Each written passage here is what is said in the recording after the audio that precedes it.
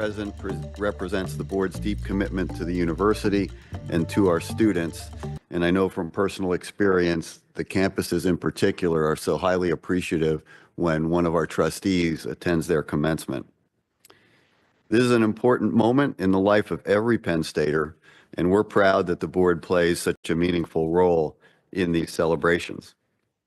At this time, I'd like to ask the trustees and emeriti trustees that are participating in commencement ceremonies to please stand and be recognized.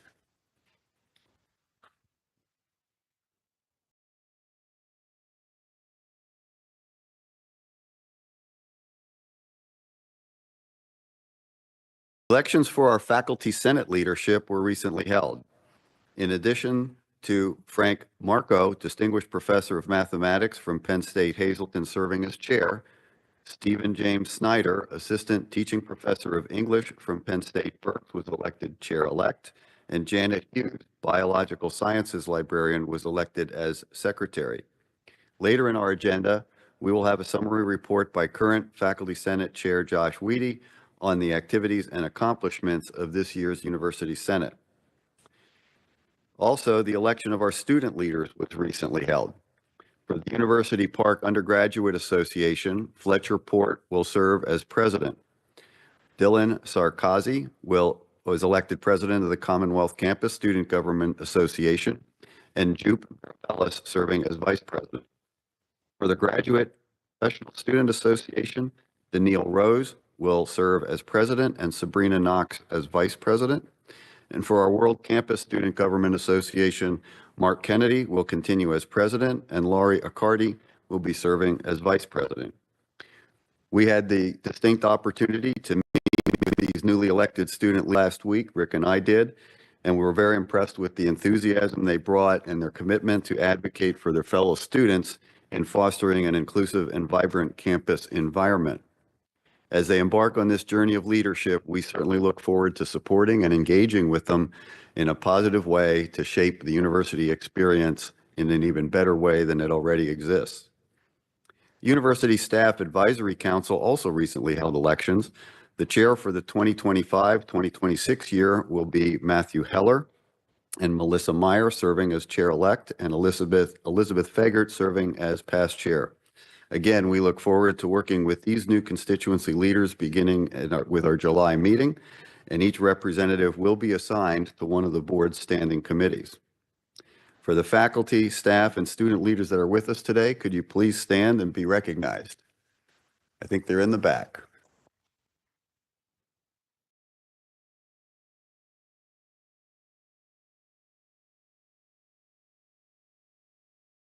I'm pleased to also announce the appointment of Dr. Fotis Sodiropoulos as Penn State's new Executive Vice President and Provost effective August 11. A Penn State alum and a globally recognized expert in computational fluid dynamics, which I will not try to explain. Dr. Sodiropoulos brings over 35 years of experience in higher education, including his current leadership as provost at Virginia Commonwealth University. His forward-thinking, collaborative approach has driven major initiatives in enrollment growth, research innovation, academic transformation, and student success. His return to Penn State is not only a homecoming, but also a powerful opportunity for us to advance our mission through his visionary leadership. Dr. Sodiropoulos' deep understanding of Penn State's values, combined with his distinguished academic and research credentials, make him exceptionally well-suited to guide our academic enterprise into the future. I also want to recognize and thank Dr. Margot Delacarpini for her service as Vice President for Commonwealth Campuses and Executive Chancellor.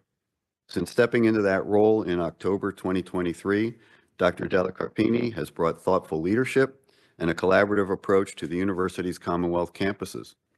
In her time at Penn State, she has been supported key initiatives aimed at enhancing student success, streamlining operations, and fostering greater alignment across our campuses.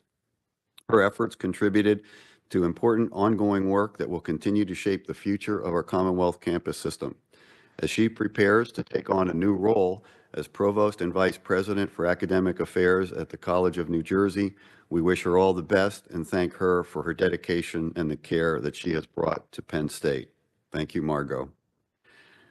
I also want to take a moment to publicly celebrate our students for their recent advocacy efforts in support of increased state funding.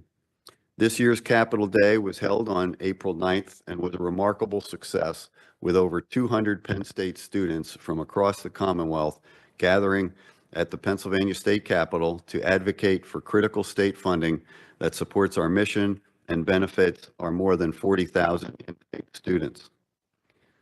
Organized by the Office of Government and Community Relations, this effort includes hundreds of meetings with legislators and a strong digital advocacy campaign that has already mobilized over 2,000 Penn Staters. Students shared their personal stories with legislators, and they highlighted Penn State's impact on education, on research, and on workforce development, while underscoring the need for equitable funding, particularly given Penn State's lowest per-student state support among our peers. I want to commend our student leaders, including representatives from the Lion Caucus, the Council of Commonwealth Student Governments, and the University Park Undergraduate Association for their compelling voices in these meetings and their dedication to our university. Their efforts reflect the strength, the spirit, and the advocacy power of our community when we come together. I'd now like to turn for a moment to our athletic programs.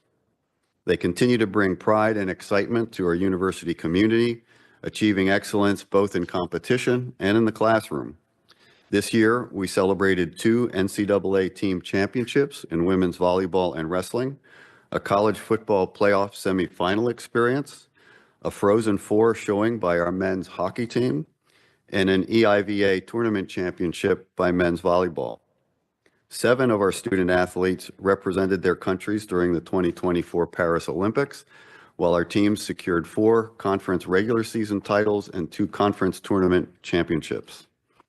Also, congratulations and good luck to Penn State's men's lacrosse team, which has earned its 8th trip in program history to the NCAA tournament and its 3rd consecutive appearance following strong runs during the 2023 and 2024 tournaments. They are the 5th seeded team in 2025 tournament and will face unseeded Colgate tomorrow at 5 p.m. On the individual front, we boasted 2 NCAA champions and 7 Big Ten champions in wrestling, gymnastics, and track. Remarkably, 18 of our 31 teams were nationally ranked during the season, and 14 of our 20 fall and winter teams reached postseason competition. That's an amazing accomplishment. Our student athletes also continue to shine academically, with 636 of them, that's out of about 850, achieving a GPA of 3.0 or higher, including 75 of them with a perfect 4.0. Now think back when all of you were in college. Think about the time that they dedicate to their athletics, and still 75 of them obtaining a 4.0, truly a remarkable accomplishment. We proudly recognize those national award winners, NCAA postgraduate and academic honorees, and 3 student athletes named to the All-State Good Works team. Their dedication exemplifies the best of what it means to compete with integrity, character, and excellence. Today, we're especially proud to recognize our men's hockey coach, Guy Godowski, and members of the men's hockey team for their historic appearance in the Frozen Four, a first for our program. This season will be remembered as one of the most inspiring team efforts in history and one of the most resilient. Battling back from an 0-9 start, which I know Coach Godowski does not like to be reminded of, in Big Ten play, to earn a spot in the conference tournament, their remarkable journey reflects the grit, the perseverance, and talent of the players, coaching staff, and all who support the program. That kind of an effort takes incredible leadership at all levels, not just the coaching levels, but at the player levels. And I've heard Coach Godowski speak before about how the leaders of his team, after an 0-9 start, took charge of the organization and said, we'll just win the next game. So a credit to all of those on that team. And they were the only regional number 4 seed that was able to reach the Final Four. That's a tough road to go when you're a 4 seed to make it to the Frozen Four. And it stands as a powerful example of what determination, teamwork, and leadership can achieve. Before I give an opportunity for Coach Godowski and our student athletes to take the podium, I have a short video for recapping the season. Penn State plays well. They get the tie, but they don't get the extra point, and heartbreak late for Penn State. Would love to have come out of here with a victory. Yes, we have played well. We have given good efforts. To win in this league, it takes great effort, not just great effort individually. I mean, playing great for the team. Everybody gives more effort, great effort for the team. That's what it takes to win in this league, and that's how we're going to do it. Everything for the team. It has to happen that way. We got to get it going. And Penn State takes 4 of 6 points this weekend. And Penn State the game ends. Penn State holds on. They sweep Canisius. Throw it down. Stop. It's time. Billy Roberts does it again. Gives her momentum.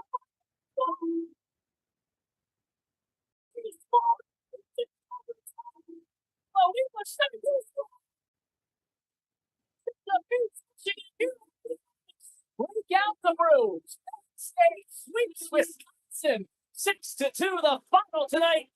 It's over. Penn State sweeps Notre Dame.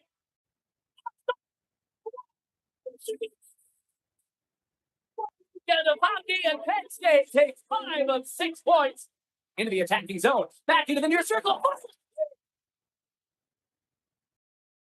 It is win number 400 for Guy Godowski. And Penn State wins it 6-5 here in game 1. What did we just see from J.J. Weebush? Here on the penalty shot. Tossed it to the goal. He scored. Penn State sweeps Michigan. And this should be the tournament.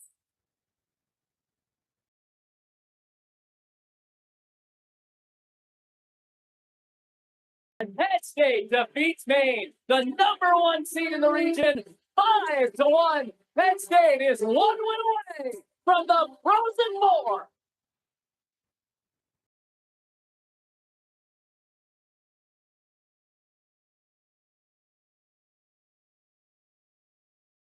Serrano picks the puck up there. Then scampers back up the wing into the attacking zone.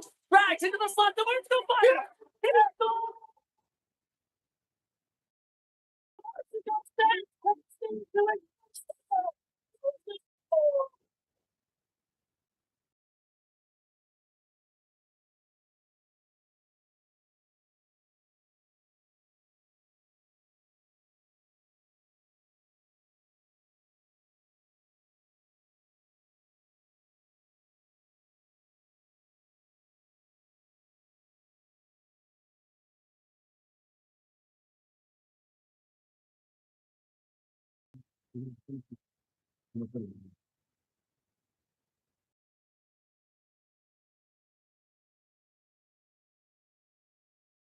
Coach, it doesn't get any better than that. That was very nice. Welcome and looking forward to your comments. Wow. Well, thank you so much for that. That is so nice. And what an honor it is to be here and to speak to this group. I got to tell you, you are so right. It was, I don't like being reminded about it, but it's such a big part of this story. This is not a hockey story. This is absolutely a leadership story. And being 0-9, for some context, there are only 24 Big Ten games. So nearly half of the season went by. And Christmas is the unofficial halfway point, and we lost our first game after Christmas. And what happened at that point is that we were 100% absolutely left for dead, and that's by everybody in the Big Ten. That's for everybody nationally. We were guaranteed you're going to be in last place, no chance to make any noise nationally. And what they did to turn it around was just spectacular. It absolutely was. It was, you mentioned inspiring. It truly was the most inspiring season I've ever been a part of. And watching them, how they did it it's a lesson. And it was just so grateful to be a part of that for a couple of reasons. One is leadership. It's not easy. However, there's a lot of people that will be willing to step up and lead when everything is going well. And a lot of them will do it well. And they'll be great people and they'll be fun to be around. The environment's fun and they're a blast. And But what's really important, and it's not easy, is when things are going south. And to step up and to lead when things are going south is really special, and not very many people to do it. And this leadership team did it, and in the most inspiring ways. We didn't do it through hockey. We didn't do it through getting new players or changing our systems or a new strategy. They did it by absolutely refusing to let anybody get negative. And to do it the Penn State way, we're doing it together. And to see them pull off what they did was, again, so inspiring. The other great thing about this is that the leadership, how they did it, this isn't a lesson that you learn how to be successful in sport. The lessons, that's why I'm so grateful to be a part of this group and to witness what they did, because it's something that you can apply to every group, every business, every family, maybe even running a great university. And I will forever be so grateful to be a part of what you have done and to see you do it and to pull it off. I don't know how you did, but it was amazing. And before they introduce themselves, to prove that leadership is not just selective. You are a leader or you aren't, and you lead in every way. These three gentlemen who will be all graduating this weekend, collectively, the three of them, cumulative, not this year, but for their career, the three of them have an average GPA of 3.72.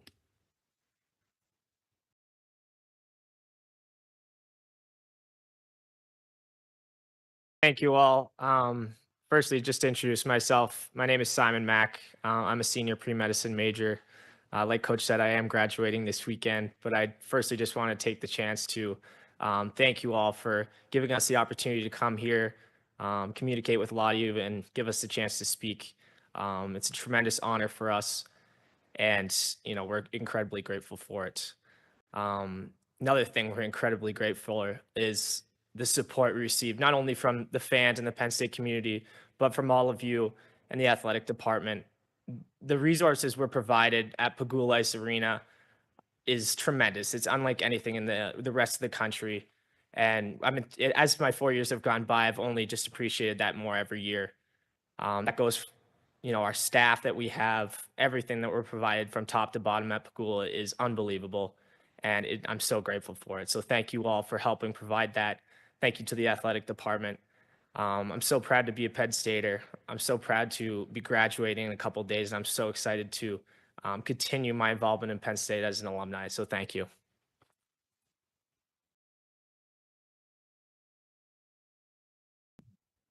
Just want to start off by saying thank you for allowing us to share our experiences as student athletes at a place like this. And I know that you guys work really, really hard to make sure that our experiences here are second to none. I wanted to talk a little about off what Gad said and how leadership plays such a big role. But in all honesty, after the 0-9 start, we weren't expecting to have as much support as we did. And we got to, I think it was the Michigan State series in January, and we realized that even though we were the worst team statistically, that the place was packed, and you guys never wavered your support. So kind of going off that and building momentum really changed the game for us. And I know that as Penn Staters, we're used to adversity and battling through it. So I just want to thank you guys for never giving up on us and giving us a chance to live out our dream. Thank you.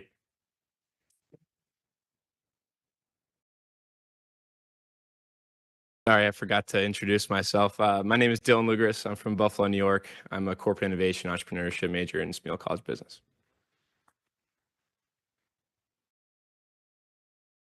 Thanks for reminding us to do that, Gads. My name's Carson Dick. I'm from Lethbridge, Alberta, and I'm a global and international studies major. Just going off of what Dylan said, thank you guys for letting us be here today.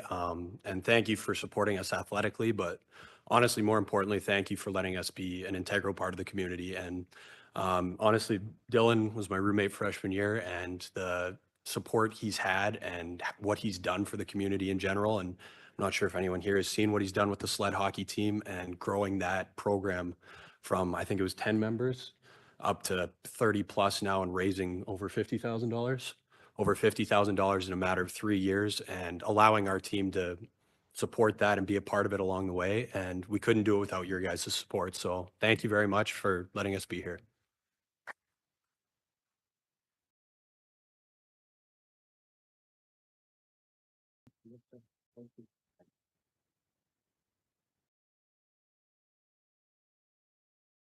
Coach, thank you very much. Coach,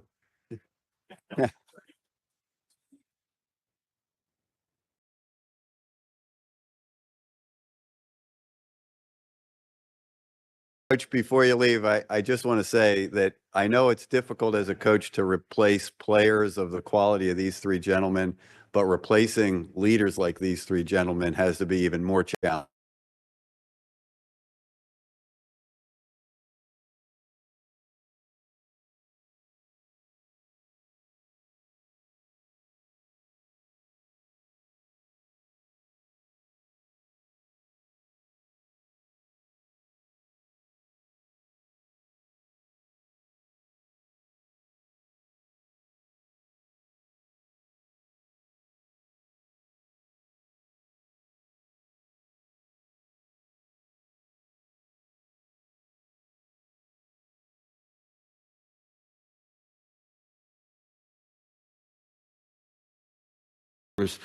It is everything that Penn State is about.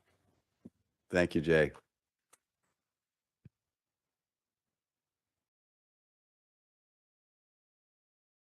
I believe we have two emeriti trustees in the audience, George Henning and Bill Oldsey. Welcome.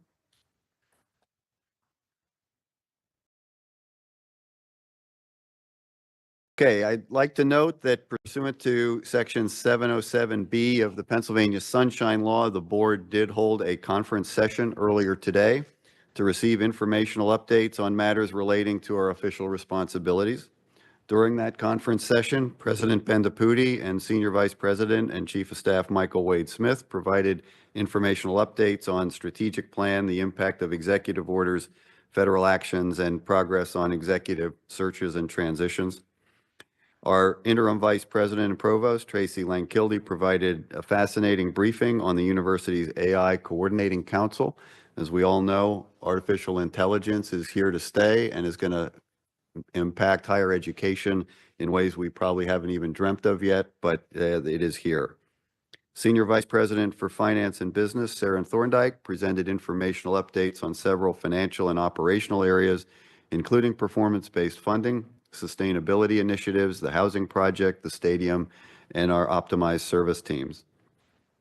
Interim Chief Executive Officer for Penn State Health, Dr. Deborah Addo, provided a health enterprise update.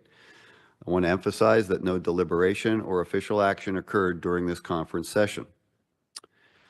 Pursuant to Section 708A 1, 2, 3, 4, 5, and 6 of the Pennsylvania Sunshine Act, the board also conducted an executive session to discuss President Bendaputi's recommendation on the future configuration of our Commonwealth campuses. The board's discussion involved potential impacts on personnel and mitigation of those impacts, strategy as to how to address collective bargaining issues implicated by potential campus closures, the impact of potential closures on the sale or lease of the real property, consultation with legal counsel on legal implications of potential plant closures, campus closures, matters of academic admission and standing relative to potential closures, and otherwise conducting discussions about those closures, if conducted in public, would have violated our lawful privilege and lead to disclosure of information or confidentiality that's protected by law. We do have a full agenda before us, so I'd like to proceed with the business section of today's meeting. I will formally call that meeting to order and ask Shannon to report on attendance.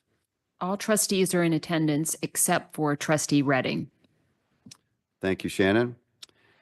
Before we begin our formal agenda, I want to acknowledge that the board did receive 8 public comments related to today's meeting.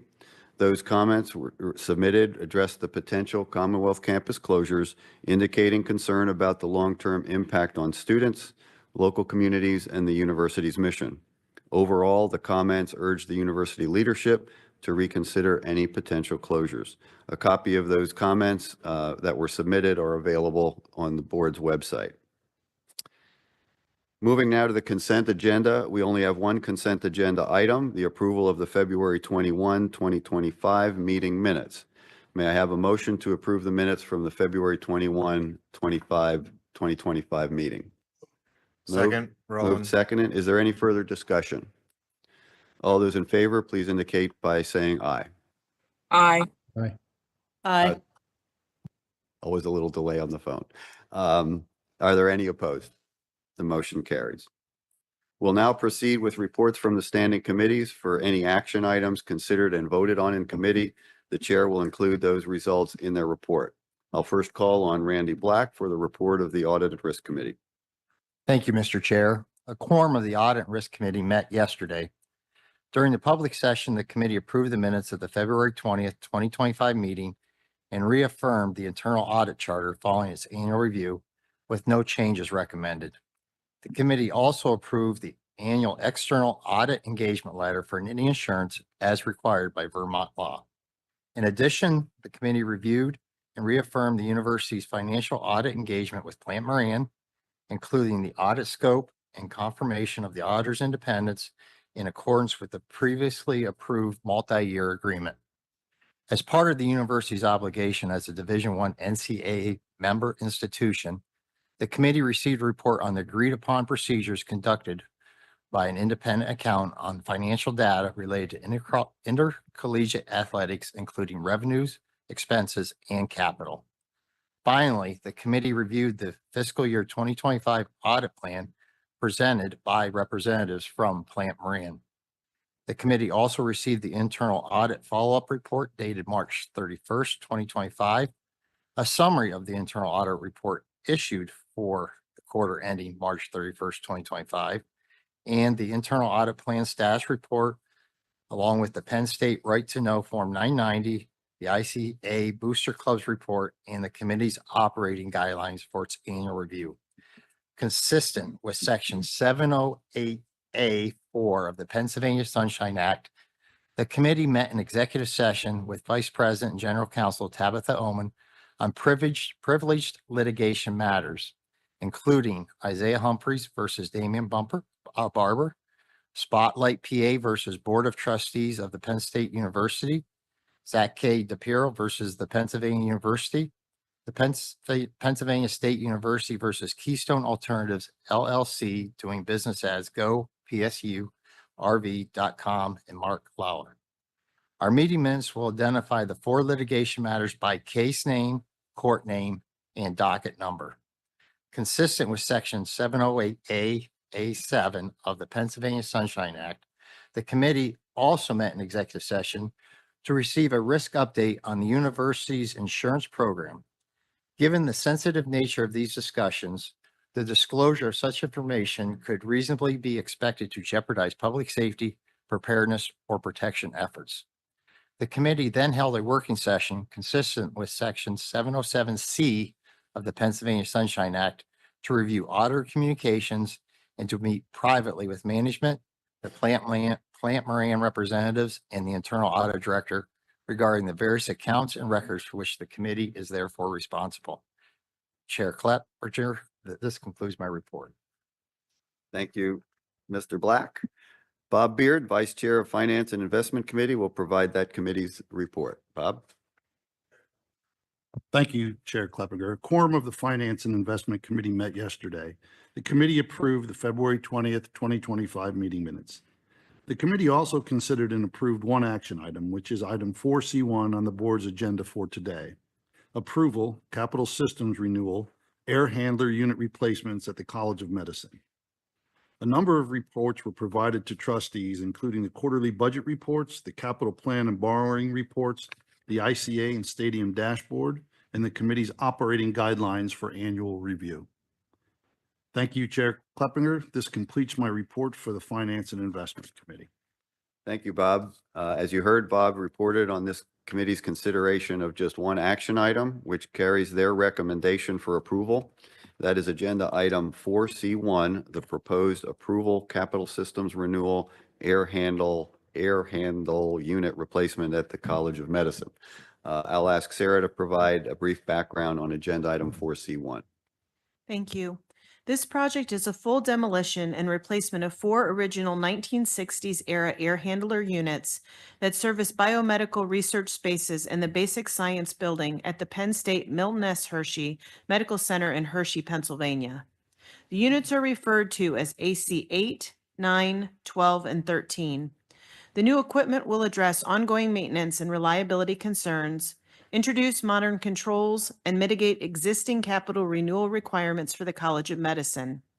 Yesterday, the Finance and Investment Committee recommended approval of the proposed capital systems renewal, air handler unit replacements at the College of Medicine as designed by CJL Engineering of Pittsburgh, Pennsylvania, and to expend funds relating to the project for a total cost to the university of up to $15.75 million. Thank you, Sarah. Can we pull the resolution up or? There it is. May I have a motion to approve agenda item 4C1, capital systems renewal air handler unit replacement at the College of Medicine? So move, Fenza. Second, Honorado. Any further discussion? Seeing none, all those in favor, please indicate by saying aye. Aye. Are there any opposed? The motion carries. Thank you. For the Human Resources Committee, I'll ask Tracy Regal, Vice Chair of the committee, to provide today's update. Tracy? Thank you, Mr. Chair. A quorum of the Human Resources Committee met yesterday. In our public session, the committee approved the minutes of our February 20th, 2025 meeting. The committee then conducted its annual review of the university's executive compensation and benefits philosophy and strategy. This review focused on ensuring continued alignment between the university's executive compensation approach and its mission, strategic priorities, and leadership needs. Consistent with Section 707B of the Pennsylvania Sunshine Act, the committee held a conference session to receive a privileged legal briefing on recent federal executive actions and related guidance. The presentation addressed implications for institutional policies and compliance efforts related to Title IX, the Violence Against Women Act, the VAWA, equal employment opportunities, and affirmative action. Pursuant to Section 708A1 of the Pennsylvania Sunshine Act, the committee then moved into executive session to conduct its annual internal review of compensation data for university executives, including a market and competitive compensation analysis for President Bendaputi's direct reports and for the university's 5 highest paid employees, all of whom are affiliated with intercollegiate athletics. Finally, the committee discussed a proposed revision to the presidential performance evaluation timeline. The revised schedule provides additional time for key evaluation steps while maintaining alignment with the board's annual planning cycle. Chair Kleppinger, that concludes my report. Thank you, Tracy. I'll now turn to Dan Honorado, Chair of the Governance Committee, to provide that committee's report. Dan? Thank you, Mr. Chair. A quorum of the Governance Committee met yesterday and approved the minutes from our February 20th, 2025 meeting. The committee also considered a number of corporate actions, as well as the BNI at-large and student trustee recommendations from the nominating subcommittee. The committee unanimously approved the reappointment of directors to the Penn State Health Board for 1-year terms and unanimously approved Jean Arnold for reappointment to the Milton S. Hershey Medical Center Board for a 3-year term. Trustee appointment recommendations forwarded to the board for approval include Noreen Garsahani and Richard Sokoloff as BNI trustees, Tracy Regal as at-large trustee, and Ruby Biyami as student trustee, each with terms beginning July 1st, 2025. Also, the committee received the expense report for the February 2025 Board of Trustee meetings, which is publicly available. Chair Kleppinger, that concludes my report. Thank you, Dan. And Dan has noted that the Governance Committee has recommended 5 action items for approval by our board today. Beginning with agenda item 4D1 is the approval of the proposed reappointment of directors for the Penn State Health Board of Directors. You can see them on the screen. May I have a motion to approve item 4D1 as presented? So moved, Delegati. Is there a second? Second, Black. There's been a motion to say, any discussion? Hearing none, all those in favor, please indicate by saying aye. Aye. Aye. Opposed? Motion carries. Agenda item 4D2 is the approval of the proposed reappointment of directors for the Penn State Milton S. Hershey Board of Directors. May I have a motion to approve item 4D2 as presented? Is there a second? There is a second. Thank you. Any further discussion? All those in favor, please indicate by saying aye. Aye. Aye. Any opposed? That motion carries. Item 4D3 is the election of trustees representing business and industry endeavors. Before I go there, Trustee Fenchek, I see your hand is raised. Oh, I'm waiting for you to read in the motion. Oh, okay. Sorry. Item 4.3D is the election of trustees representing business and industry endeavors. May I have a motion to elect Narain Gursahaney and Richard S. Sokoloff to the Board of Trustees representing business and industry endeavors for a 3-year term beginning July 1, 2025? So moved, Schneider. I've heard a move in a second. And is there any further discussion? I will call on Trustee Fenchek.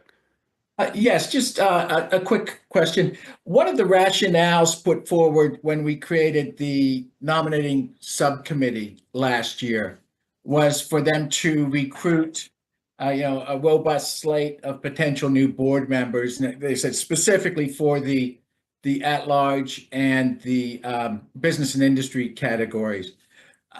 Without obviously discussing any, specific names, how many other candidates were considered by the committee for these positions? I'll turn to the chair of the subcommittee, Dan Honorado, but my recollection is that these were the only 2 names. I think that is correct, but if I'll double check with legal, that's my recollection also. Okay, thank you. I'm sure your recollection is good. Thank you. Any further discussion? All those in favor of the motion as presented, please say by saying aye. Aye. Any opposed? Hearing none, the motion carries. Item 4D4 is the election of the at-large trustee.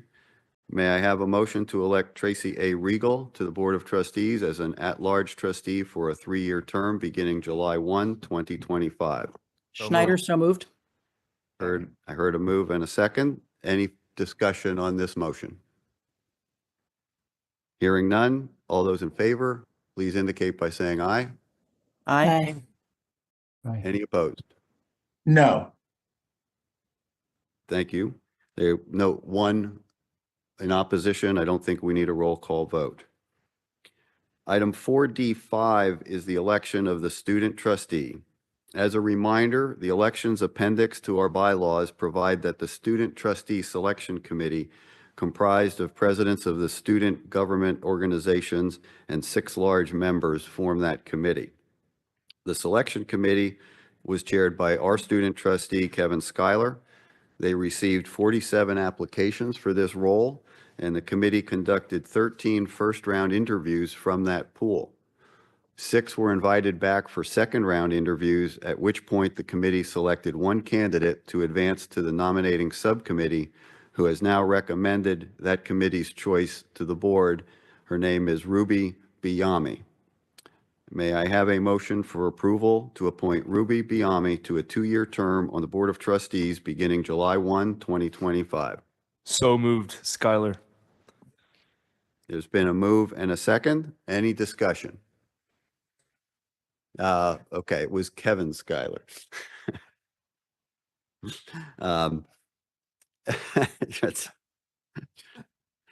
Okay, there's a motion and a second. Any further discussion? All those in favor indicate by saying aye. Aye. Any opposed? Thank you. The motion carries. Narain Gursahaney, Chair of Research and Technology Committee, will now give that committee's report. Narain? All right. Thank you, Mr. Chair. A quorum of the Research and Technology Committee met yesterday. The committee reviewed and approved the February 20th, 2025 meeting minutes. Our first agenda item was a comprehensive presentation on intellectual property development, protection, and commercialization. Senior Vice President for Research, Andrew Reed, led the discussion and was joined by his colleagues James Delatre, Bin Yan, Kim Brew, and Heather Winfield. The team shared insights into the university's strategies to support innovation and technology transfer, as well as efforts to enhance partnerships with industry and protect university-generated intellectual property. We then addressed the committee's assigned risk area, responsible conduct of research. Dr. Reed provided an overview before introducing presentations on two critical subtopics: research integrity and security, presented by Deb Thurley, Clint Schmidt, Katie Bodie Lang, which focused on compliance with federal requirements and the evolving landscape of research security. And project compliance certification, presented by John Henold, covered how risk mitigation is embedded across the 4 stages of project certification to ensure compliance and accountability. We also examined an emerging risk concerning reductions in indirect cost reimbursements and delays in federal research funding. Dr. Reed discussed the potential institutional impacts and the steps being taken to monitor and mitigate these challenges. Before adjourning, we reviewed 2 new reporting dashboards that will support the committee's ongoing oversight responsibilities. The first is the Undergraduate Research Action Items Dashboard, developed by Andrew Reed and Tracy Langkild, which tracks progress on enhancing undergraduate student research opportunities and that we discussed in our February meeting.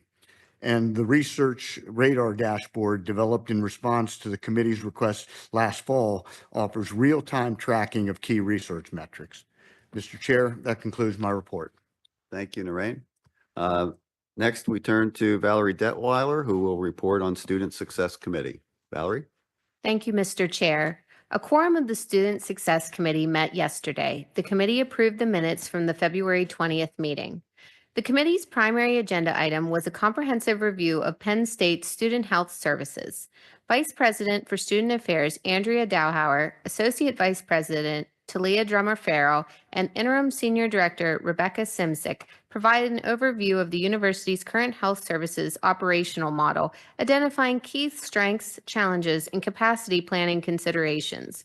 We were also joined by 2 outstanding students, Anastasia Alvarez and Lauren Healy, both biobehavioral health majors and certified EMTs. Anastasia and Lauren shared their frontline experiences supporting student wellness and emergency care.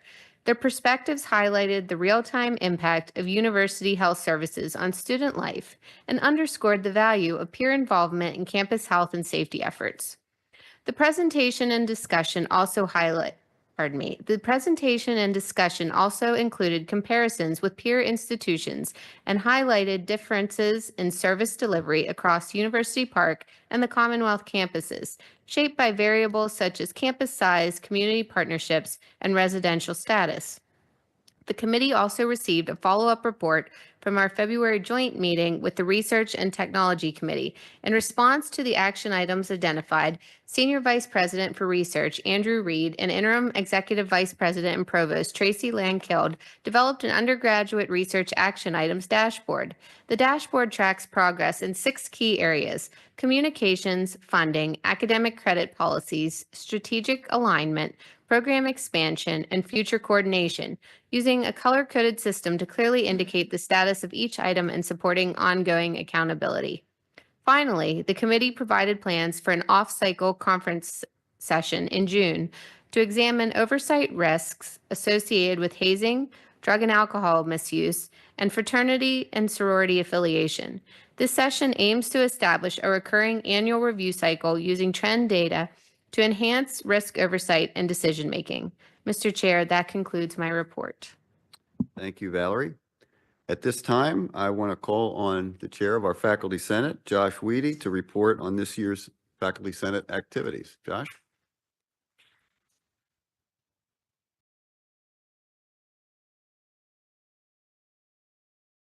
Thank you, Chair Kleppinger.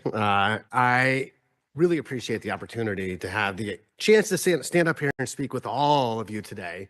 I remember my first board meeting a few years ago being in awe of all of the people sitting around the table. Honestly feeling like I didn't belong. But after some time here, I realized that everybody in this room, all of us, are just individuals trying to make Penn State the best it can be. Sure, some of us might have bigger bank accounts, vacation homes. That's not me. And won't be as a faculty member. But here in this space, we're all working toward one mission.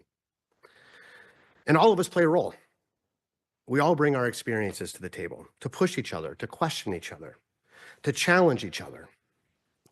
We are all better when we have those difficult discussions. That's what makes Penn State great. And I'm here in my role as chair of the Faculty Senate to provide the faculty perspective on how Penn State can be the greatest institution it can be. And Penn State cannot be great without its faculty. And I will quickly point out that Penn State is built on the backs of our staff. And everyone is here for our students. Without students, we wouldn't exist. I came here today to talk about what Senate's been doing. I'm going to take a slightly different approach. I could talk about the 70 reports that we completed this year and the priorities that our committees have been working on, but you get enough of that in your own committees and work on the board. I thought I would take a step back, talk a bit about what my goal as chair of the Senate was, and I hope Frank can continue into the future. You know, my primary goal was to have Senate be more forward-looking. Now, part of this is related to my time on Senate. I was elected to Senate in March of 2020. So I came in right when COVID started. And then we transitioned to a new president, and changes were occurring that needed to occur for years. But Senate was reacting to everything. And I tried to turn that tide to get us to be more forward-looking. Mixed bag on that. There's been progress. But like much of Penn State, turning something with a long history takes time. My other goal was to find various offices around Penn State to figure out where alignment was. And so one of the things that Frank Marco, the chair-elect, and I did was meet with many members of President's Council on a regular basis. Those discussions were extremely productive. We're all in this together. Right? I could have done a better job communicating to the Faculty Senate and the faculty at large about how productive those conversations were, but they were. But I want to go back even further. Start to look from a little higher view at Penn State. We're at a pivotal moment, not just for Penn State, but for higher education more broadly. Existential challenges are emerging from all directions. Earlier this year, if you had asked me, I would have pointed to generative AI as the most significant long-term disruption to our mission. I still believe that to be true, but today we face headfronts on multiple fronts, technological, financial, political, and cultural, that all seem to be converging at this particular moment in time. In February, Dr. Richard Alley delivered a powerful message to the board in this room, well, not in this room. I won't attempt to match the eloquence of a true genius and someone who is a National Medal of Science recipient. Unfortunately, no matter what I do, I will never be either of those. But I want to echo the urgency of his message. We're living in a time of rapid disruptive change. Many of us in this room have spent decades mastering a single field. Our students will likely work across several. Think about this. When the class of 2022 graduated from Penn State just 3 years ago, very few of them had ever heard of generative AI, and none had heard about ChatGPT. Yet in just a few years, a single technological innovation has reshaped industries and expectations overnight. This is a wake-up call for all of us. Our mission is not just to prepare students for today's jobs, but to educate them for a lifetime of change, to excel in a world where we don't know what the future brings. Penn State is at its best when we're aligned, when we're all moving in the same direction. There's strong alignment between the Board of Trustees and the president. And this alignment has allowed the president to look at things that should have been looked at a long time ago. We have a balanced budget. Right? We are looking at the campuses in a way that, quite frankly, we should have looked at 20 or 30 years ago. But that comes at a cost. And Penn State has long struggled with siloing. The alignment that we see between the board and the administration doesn't extend down to the ground. And in part, it's because of this long history of siloing of resources, of information, strategic planning. These challenges aren't new, but the pressures of recent years have intensified them. And any time that pressure is put on a system, whether it's an individual or an institution, the weak points suddenly become clear. And at those times when the pressure builds, we need to come together in response. As the pressure has built over the past few years, rather than coming together, we seem to have grown more fragmented. The budget model, while helping to balance the budget, creates a system of competition between units. Campus closures and the discussion, the recommendations of campus closures have led to division between faculty and staff at the campuses and at University Park. Treatment of non-tenure line faculty has led to division between our tenure line and non-tenure line colleagues. And with what is happening in Washington, these pressures have the potential to lead to even greater division. Will we have to start having serious discussions about the research versus education mission of the university? We all know the challenges that we face, but one particular challenge that I don't hear mentioned often is low employee morale. And this is something that I'm not sure reaches to the level of the board.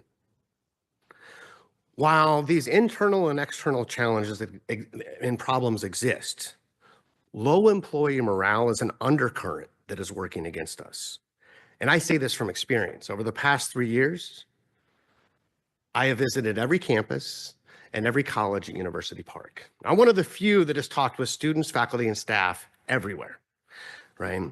And in those conversations, we allow individuals at that location to come tell us anything that they want to tell us.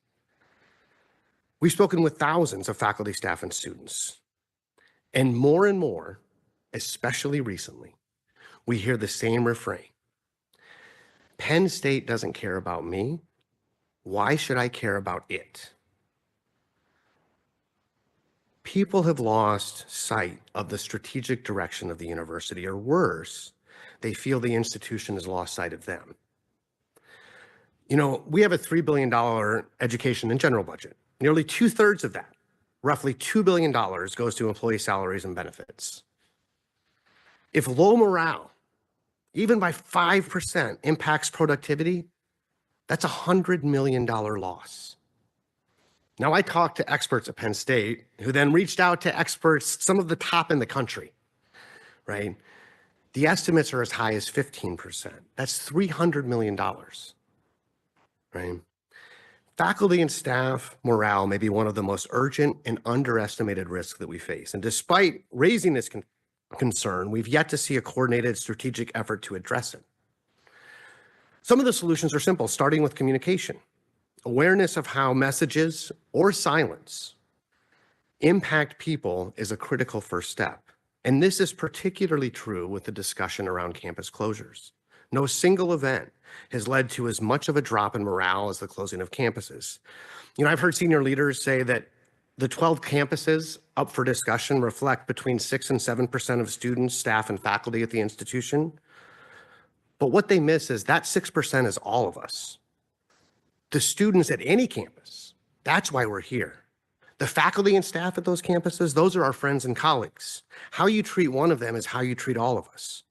And the communication about the campus closures and potential campus closures is an example of how the words that we say or that we don't say have an impact.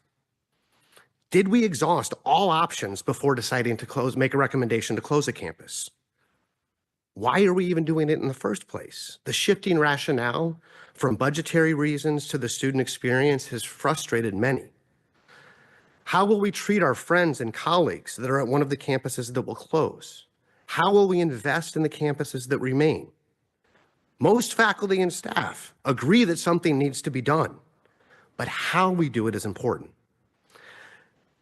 And I'll be the first to admit, there are positive developments happening at Penn State.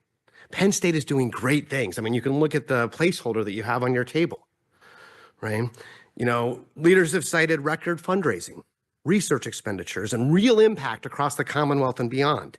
These accomplishments matter, but we can't celebrate success on paper while morale on the ground continues to decline. Our people are the institution. How we treat them reflects our values. If people understand the why, They can rise to meet almost any challenge. But if the reasons aren't clear, if the path forward isn't communicated, people cannot give their best. They can't flourish, and we need them to now more than ever. The numbers on spreadsheets may look good, but we're more than numbers on a spreadsheet. Penn State is strongest when we're united, and I believe we can rise to meet this moment. We have extraordinary students, faculty, and staff, and I believe deeply that we can build an environment where everyone can thrive. It might not be easy, and tough decisions have to be made. But I do ask you to keep in the back of your mind as you make decisions on the future of the university, are there things that can be done to improve morale? This is an undercurrent that is going to be fighting everything that we're trying to do. And if we can at least start to look at some of the low-hanging fruit, this can allow Penn State to really achieve its full potential. Right? And with the changes that are happening, right? If I told you I could find $300 million in a bucket sitting around, that makes a huge difference. And as we go through these next few years, with all the changes that are happening, we all need to be working together. Thank you for giving me the time to speak. That's all I have. Thank you, Josh.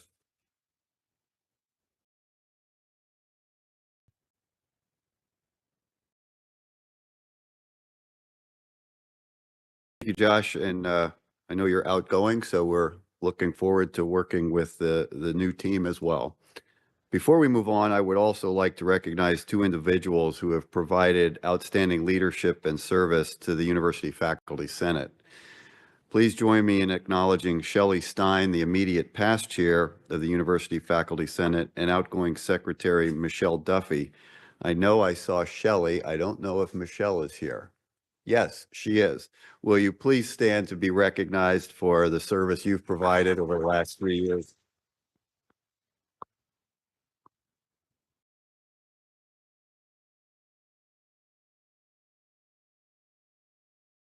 At this time, I'll be calling on President Bendapudi to provide her report. But before she does that, I'd like to take a little bit of license and recognize the importance of today, May 9th, 2025, which happens to be the third anniversary of President Bendapudi leading our university. Thank you.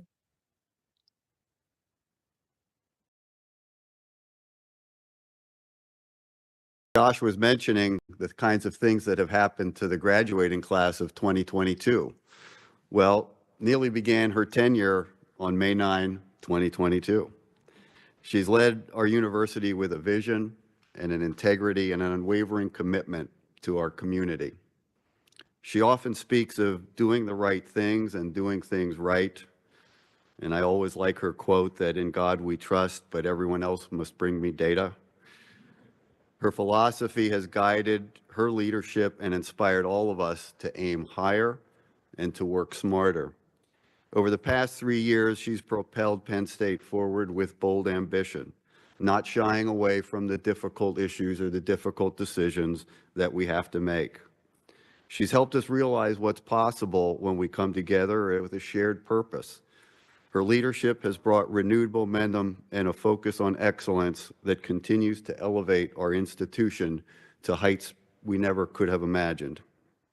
Even amid the complex and evolving challenges facing higher education today, and I might add, healthcare today, President Bendapudi meets them with seemingly boundless positivity and tireless resolve. Her optimism is infectious for all of us. Her energy is inspiring, and her leadership nothing short of remarkable. We're fortunate to have her. Thank you, Neely, for your leadership, your steadfast dedication over the past 3 years, and we look forward to many more years with you. Please join me in recognizing and celebrating this meaningful milestone for President Bendapudi. Thank you so much. Oh. Thank you, everybody. Thank you so much. I honestly cannot thank you enough. Sorry to preempt your presentation, President Bendapudi. You did steal my thunder a little bit there. No, thank you so much, Chair Kleppinger. Good afternoon, everyone. I am so thrilled to join you today. Exactly 3 years to the day. And as I've said, Penn State, you have my heart. You have my loyalty. And I am so honored to be your president. It's only fitting as we end near the end of another academic year. I want to acknowledge the incredible work that's happening all across our university, whether it's in our classrooms, whether it's in our labs, through mentorship, through service, our crews that are getting our beautiful campuses ready. Everybody is in a spirit of celebrating why we exist, which is to support our students go on and change their lives, their families' lives, their communities' lives. And I want to thank each and every one of you as members of the board. Thank you. Every single one of you. Thank you for all you do to support Penn State. And thank you for all you do for the glory. As I look ahead and we prepare for commencement, I'm reminded of just how remarkable our students truly are. It doesn't matter which field, whether it's in the arts and the sciences, whether it's Guy Gadowski. I will remind him it's the second time I've seen him in a suit and tie. I will say whether it's coach, talking about it's not a hockey story, it's a leadership story. I see those stories of leadership at every single corner of our campus because our students know two things. They know how to lead, they know how to serve. And those are two sides of the same coin. They know that they lead so that they can serve more people and better lives for others. As I look at what our students have achieved, I am reminded that this will be the first class of students that I taught in my Presidential Leadership Academy, who will all be graduating this year. So they're very much on my mind. Students like, certainly as I think about it, I think of Drew Borelli. I think about Sydney Nash. I promise I won't list every undergraduate student, every graduate student that comes to my mind, but I think about the celebration today is not just because they've received a degree. It's a powerful reflection that our students are leaving with so much more than a degree, that they carry that legacy of resilience. We heard that today, that they carry a legacy of curiosity, of purpose, of believing in themselves, even if other people are ready to give up on them. Never giving up on themselves, never giving up on their team, never giving up on other Penn Staters. They've grown as thinkers and leaders. They've been supported by our faculty, our staff, our alumni, and each other. And now I truly believe that with a Penn State degree, there's no limit to what they can do, what they can build, what they can lead, what they can change, whether it's in their homes, in their church groups, in their neighborhoods, in the businesses they start, or the discoveries that they make. I see that every day in their research posters from our graduate students, our undergraduate students, startup week activities from our undergraduate students and graduate students. It's really remarkable because our students are eager to make an impact. They're eager to make an impact that is driven from vision, hard work. And at Penn State, our students don't just talk about possibility, they live it every single day. And as our students prepare to graduate, they remind us of what's possible when talent, opportunity, and bold ideas converge. How does that convergence happen? I want to begin by acknowledging the incredible work of our faculty.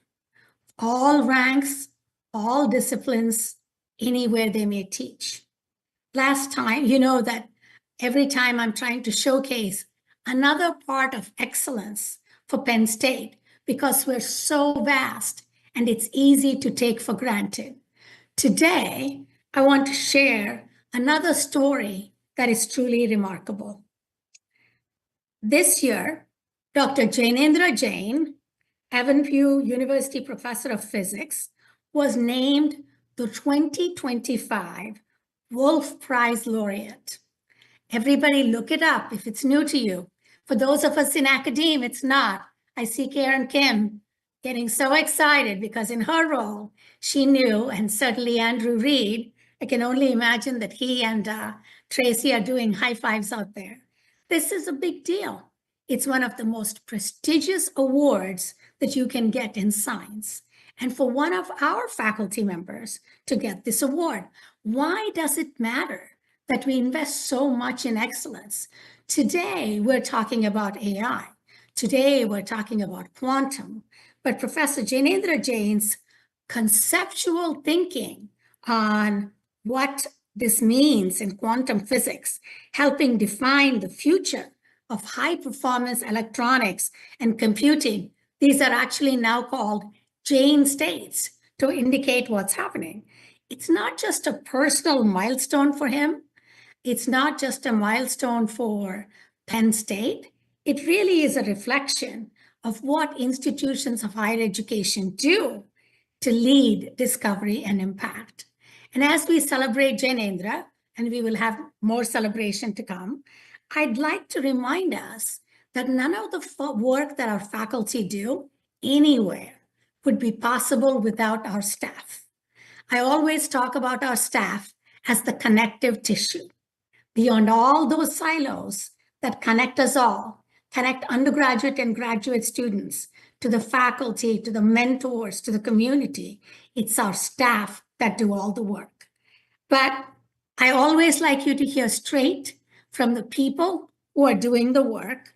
So since I'm not there in person, I'm asking Tracy Lankilda to please introduce two individuals, as always, a student and a faculty member or a staff member whose work in transforming healthcare exemplifies the excellence that we are all about. So Tracy and everybody, thank you so much for your time today.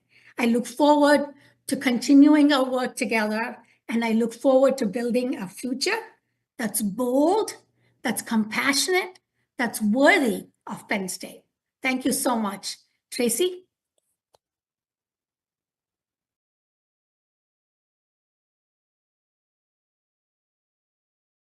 Thank you, President Bendapudi. And for those that were wondering what the giggling was in the room, Andrew Reed and I did an incredibly cool high five just at the time President Bendapudi was talking about us doing so. We can reenact it later for anyone who is interested.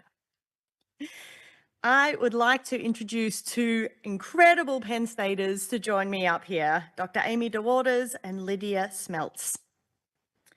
Dr. Amy DeWaters is a general internist and a nationally recognized medical educator.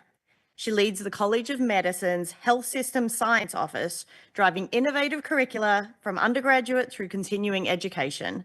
Her work, including a national AMA grant to improve systems-based practice training and residency, is transforming how future physicians think, learn, and lead.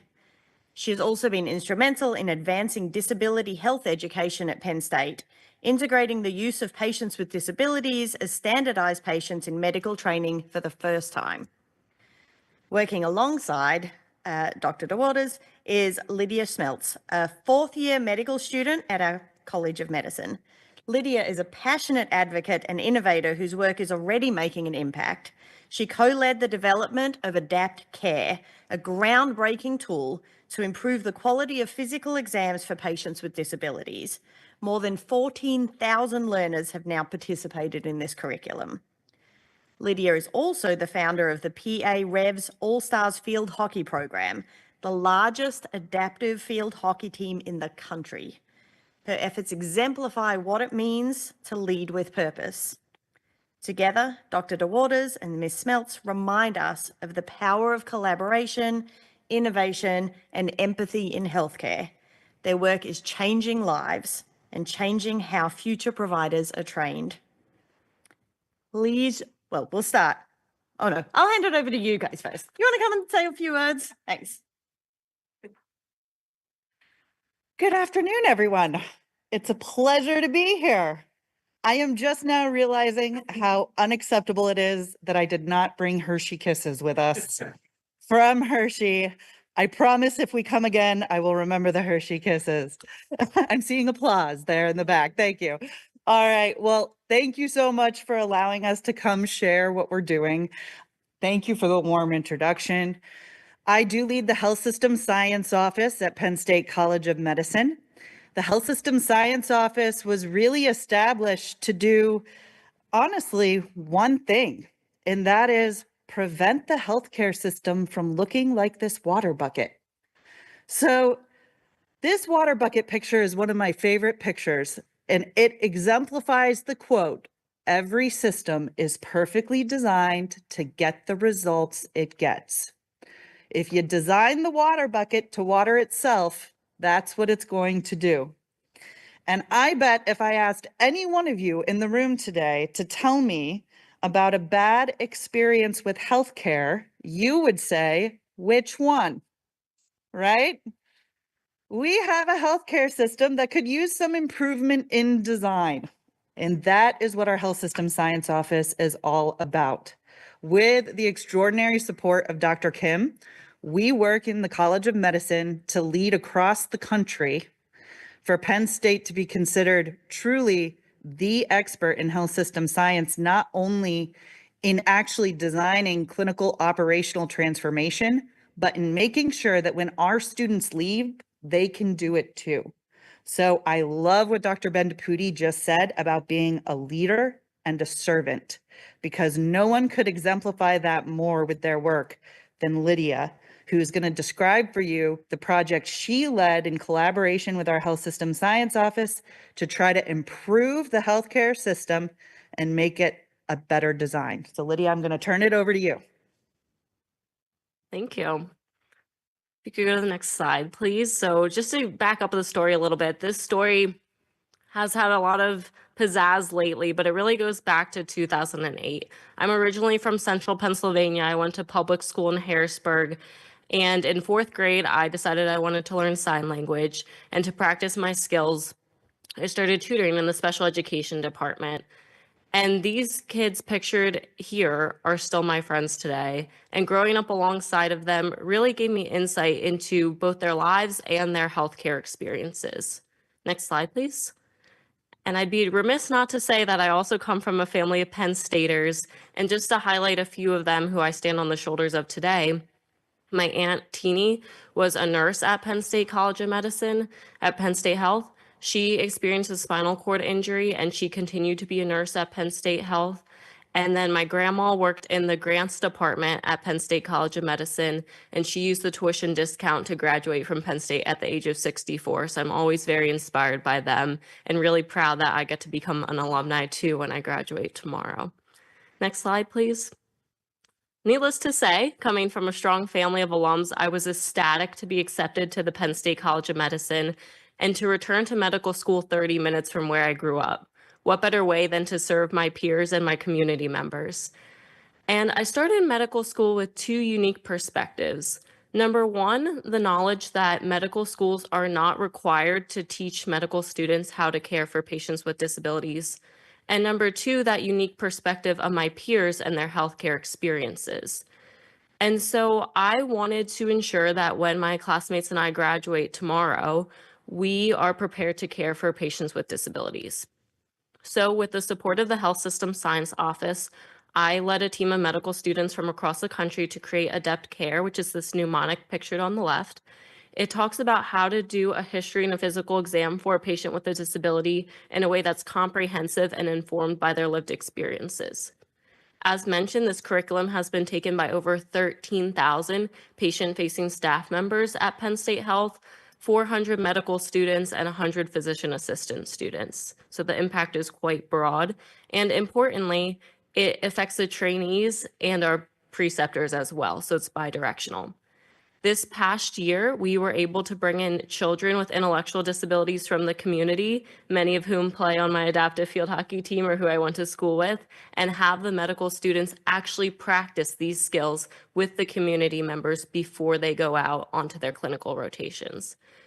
It was mentioned earlier the importance of faculty and staff members, and these efforts and accomplishments would not have been possible without the Health System Science Office, Dr. DeWaters, and the staff who helped me send many emails and ensure that our community members were paid appropriately for their time and lived experience. Because of our success, next slide please, we have been invited to speak at many state and local conferences. And I just want to highlight 2 recent accomplishments. This past March, I was one of 4 medical students invited to speak at the ACGME, which is the professional organization that sets the standards for residency education. We discuss what do resident physicians need to learn about taking care of patients with disabilities. And I also serve as one of 30 international members on the WHO Global Disability Competency Task Force.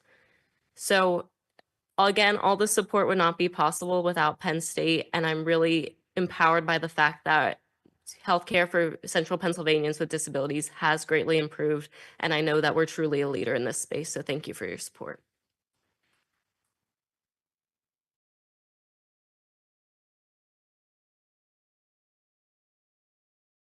Just one final slide from us, and I hope that Dr. Kim likes this slide because I included it specifically for Dr. Kim. So are you all familiar with the acronym GOAT? Greatest of all time. Dr. Kim has inspired us to try to be the greatest of all time at the College of Medicine in all of our fields. I feel very strongly that the Health System Science Office isn't doing its job if we're not trying to be the GOAT. Lydia and her work is an example of what we could do when we get there. I feel very confident that we are there already in terms of education. So the education we were able to offer Lydia, just so everyone is aware, has led to us leading textbooks that are now used in 75% of medical schools nationwide to train other students. And we are regularly consulted to tell other medical schools how to implement health system science in their curricula. So thank you so much for letting us share this, and we hope you all have a wonderful day.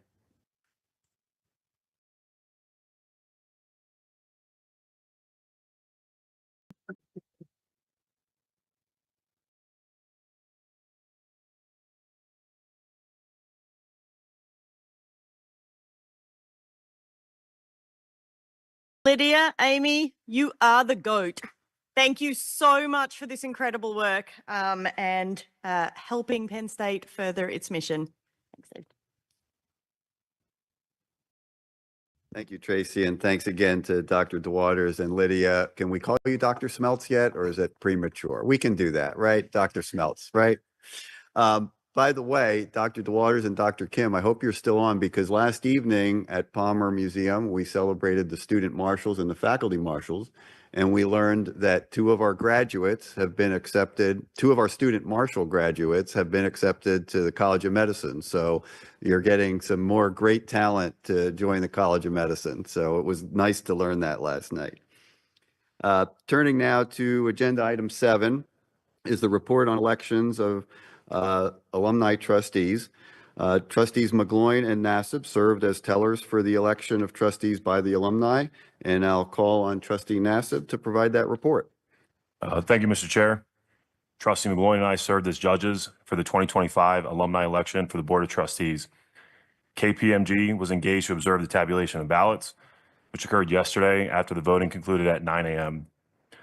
This year, 17 individuals received the minimum threshold of 50 nominations. They completed and submitted the required candidate materials and were deemed qualified by the board's nominating subcommittee to be placed on the ballot. A total of 17,720 ballots were cast. I will read the total number of votes for the 3 candidates receiving the highest number of votes, resulting in a 3-year term beginning on July 1st, 2025. First, Kelly M. Lynch with 4,942 votes.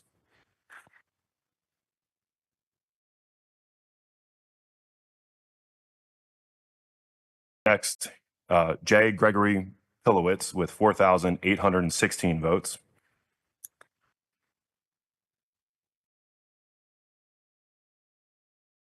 Finally, Uma Moriarty with 3,396 votes.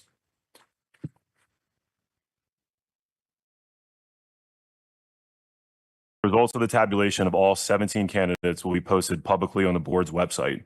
We greatly appreciate the interest in the Penn State alumni participating in this important election process. Thank you, Mr. Chair. That concludes my report. Thank you. May I have a motion for acceptance of this report? Nassib, so moved. Short second. Thank you. Is there any discussion?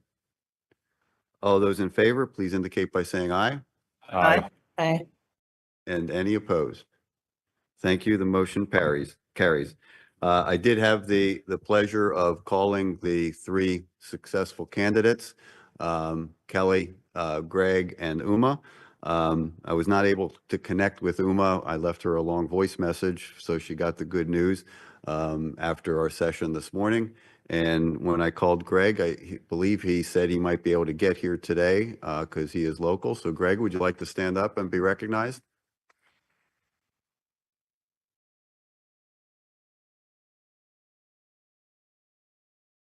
We also conducted the election of trustees by the agricultural delegates just yesterday, with trustees Cairns and Harpster serving as judges. Trustee Harpster, I believe, will now provide the report of that election. Thank you, Chair Kleppinger. On Thursday, May 8th, trustees Don Carnes and I served as judges for the agricultural election for the Board of Trustees. There were three candidates on the ballot who were appropriately nominated: Dan Brown, Valerie Detweiler, and Matt Espenshade. Following the submission of ballots by duly authorized representatives, Valerie Detweiler and Matthew Espenshade were elected by the agricultural delegates to serve 3-year terms beginning July 1, 2025. That concludes my report, Mr. Chair. Thank you, Abe. May I have a motion for acceptance of the report as presented? Wow, there were so many moves and seconds. I don't know how you'll record those, Shannon. Any further discussion? All those in favor indicate by saying aye. Aye. Aye. Any opposed? Hearing none. Valerie, congratulations.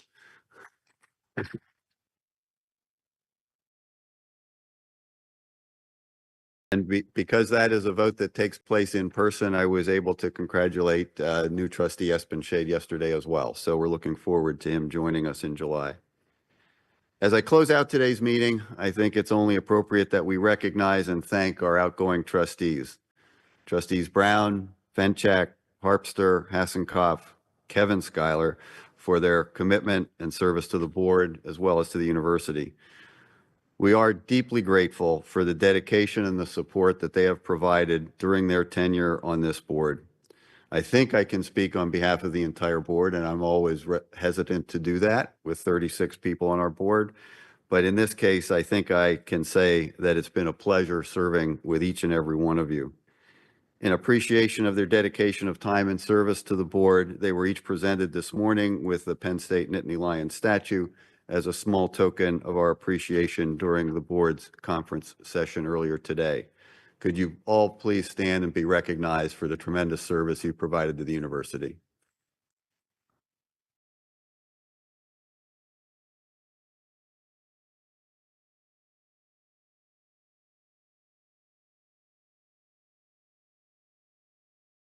And Krista, I know you're not present, you're in a faraway place, but I hope you were standing as well because you certainly deserve to stand and be recognized. Again, thank you for all you've contributed to the university and this board. Just some housekeeping notes for those trustees that are participating in commencement ceremonies at University Park or any of the campuses. Your robes should be available at your designated commencement location if you have not already received them. Also, for those trustees who are participating in the Schreier Honors College Medal Ceremony, a reminder that that ceremony begins at 4 o'clock today at the Bryce Jordan Center. The Schreier Honors College is hosting a reception on the concourse level between gates A and C. That already started at 1:30, so you can get some food and beverage there before the ceremony, and it will continue till 3:30. Finally, I want to note that our next board meeting in July will be conducted at the Abington campus on July 18, beginning at 1 p.m. With that, our agenda is concluded. Mr. Chair, Oh, if you will, if I may, thank you all for the nice words about the 12 years, but you know, something like that takes a lot of people. And it's my pleasure to introduce you all to, as of next week, my wife of 50 years. Thanks.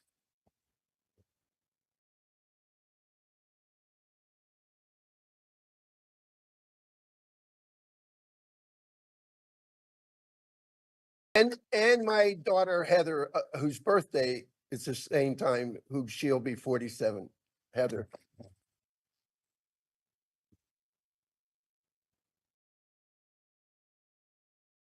that's wonderful, Ted. Oftentimes we don't recognize the power behind all of us, and your wife is an example of that, I'm sure. So thank you for making that comment. That will conclude our agenda, and be sensitive to the commencement and other activities that are happening around campus. It's a busy time, so drive safely, safe travels for everyone, and we'll see you in July.